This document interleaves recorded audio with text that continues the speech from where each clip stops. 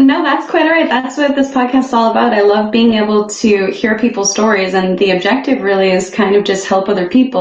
Life's a journey, right? No good 100%. story is just all up. There's ups, there's downs, there's things to Oh learn, man. and you know what I mean? Like Yeah. you can be a part of somebody else's 100%. survival guide. No, 100%. I mean, the story continues from there. If we're just talking about my football career, I go to the Colts, I have my best year in 2016. I lead the team in touchdowns. And I'm like, here we go. The hard work is finally paying off.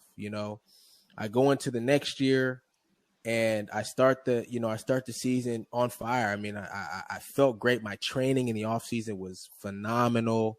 I mean, I felt really good. My nutrition was great. I have a great dietitian that I work with in San Diego. She got me right from that standpoint, and I felt really good. And then I got hurt. Week 6, Monday Night Football against the Tennessee Titans that year There's in an 2000. ankle, right? No, actually, that was actually when I was with Seattle. I had a high ankle sprain. That wasn't a full That's what season that I got. was. But with the Colts, I dislocated my elbow. Oh, Pretty serious injury, right? It's pretty gnarly, right? yeah. And so I'd never done anything like that before. And so it cut my season short. And at that time, it's fine. I still have another year left on my deal. It's like, listen, I've been through injuries before throughout my career. And I know what it takes to be able to not only rehab and come back, but rehab and come back even better than I was before. And Yes.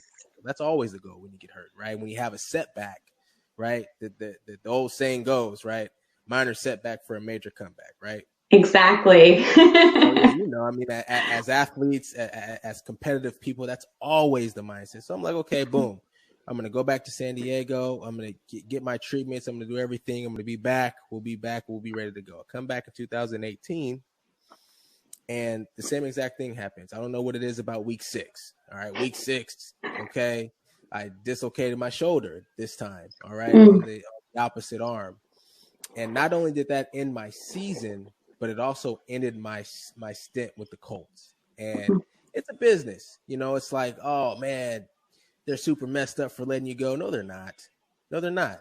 What would you do if you were the general manager trying to build a championship Mm. team? You can't keep guys on the team who aren't available. That it's just the nature of the business. It's just the way it goes, right? Yeah. Uh, and so they released me, before the end of the season, and then that was probably the lowest, well, not probably, definitely the lowest point of my career. I was at a really, really low point. I was in very unfamiliar territory, just from a personality standpoint, just from a me standpoint. I mean, I'm normally the guy people come to for inspiration, and I love being in my community, and these are things that I just no longer wanted to do anymore. I just felt like I felt irrelevant, um, in a way, and it call it an ego thing, call it a pride thing. Regardless of that, I was down and out, I'm not the type of person that gets down and out. Trust me, this is like sort of a first timer for me, but um, I'm very grateful because I met some really good people during that time. God introduced me, put me in front of some really, really um, good people with similar stories that I was able to gravitate to, and they were able to pick me up um, from where I was at. And I hate to use the word depressed, but I feel like that's kind of the state that I was in. It's like, man, my career is over. It's over. I mean, that was like my mindset. My mindset is never that is it. Like it's never over. Down 10 points with 2 minutes left in the fourth quarter, it ain't over, you know. But for me at that time, I was like, man, it's over. Like I've been playing football since I was 10 years old. Like, but yeah, like I said, God put me in front of some really, really great people, and I was able to get out of that. I was able to find my way out of that mindset and start to work my way back up to the top. And I had one workout in 2019, and that was with the Raiders. Worked out for the Raiders. Nothing happened. Didn't get signed. then I really started to swallow my pride, right? I worked out at the pro day. The pro day is for college guys, but I figured, hey, scouts are going to be there. It's an opportunity for me to show that I'm healthy. I'm ready to go. Like, come sign me. So I did the pro day. Nothing really came out of that. Okay. Other than the workout with the Raiders. And then, spring training starts. For us, we call it OTAs. It starts, no interest still. I mean, it's tough. I'm a running back, which is already a devalued position in the league. And I'm 29 years old at the time as well. So it's like, we're not going to, are we going to really invest in a 29-year-old running back who's gotten hurt the last 2 years? Right. That sounds messed up, but it's the reality. Reality of the business, right? Well, again, it's like if I'm sitting in that seat making the decisions, what would I be thinking, right? But that didn't discourage me. That didn't, I didn't give up on that, and I didn't focus on that. I only focused on the things that I could control.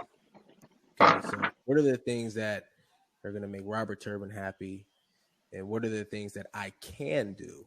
Well, for one, nothing can disrupt my hard work that I put into the game. Yes. Right.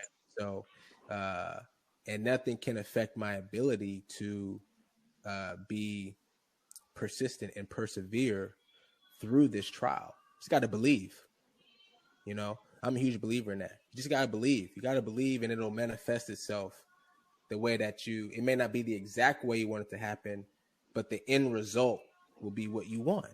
As long as you just continue to believe in it and work for it, pray about it, so I did that. I just kept going, then training camp came around, still didn't get inside, didn't have another workout.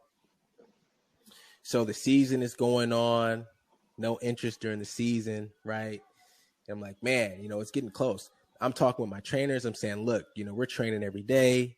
Maybe we can start training 3 times a week. I can just, so I just don't get fat, I can just stay in shape, it's cool. Like, this football thing is probably not going to work out anymore, 8 seasons and it's over. Even though it didn't feel like that because I hadn't played the last 2 seasons. And that's really why I was so still hungry, right? It's like, gosh, I still have more to give to the game. I still have more to prove, to myself. And I ended up working out for a CFL team. I just wanted to play ball, regardless of what it was going to be.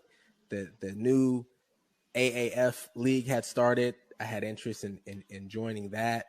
Just an opportunity to do what I love to do.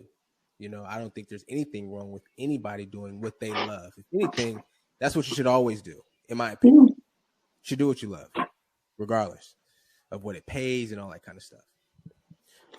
The very last week of the season, week 17, Seattle signs me. And it was just an incredible moment for me at that time, because I literally worked for it. I prayed for it. And it took all the way up until the last game of the season, the last week, for me to get that opportunity.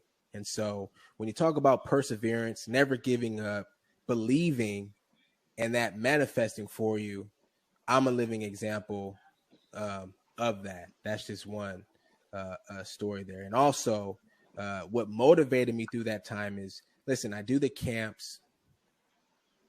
I do 2 camps, one in my hometown, Fremont, California, at my high school. And I do another one at my alma mater, Utah State.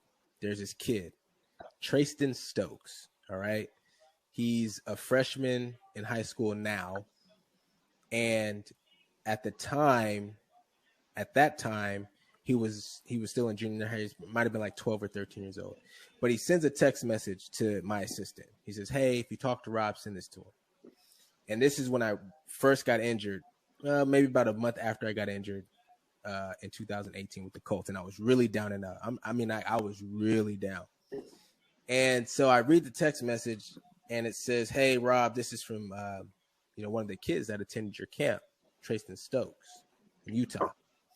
It says, hey, Rob, just want to let you know that you're still my favorite player.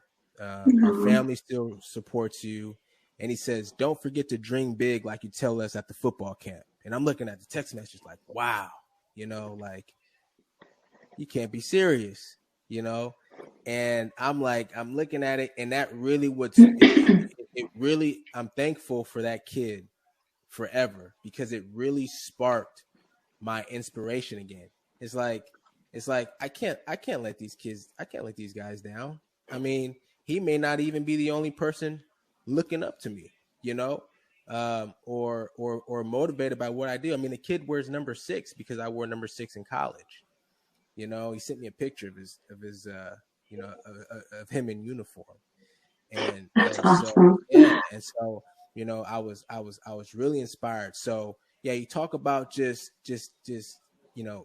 staying the course, believing like in what your dream is. I'm the example for it. I wanted to be the example of somebody who had come from where he came from. Okay, essentially made it to the top, fell like all the way, and got back up to the top again. It can happen. Like, you can do it. So 100%, they do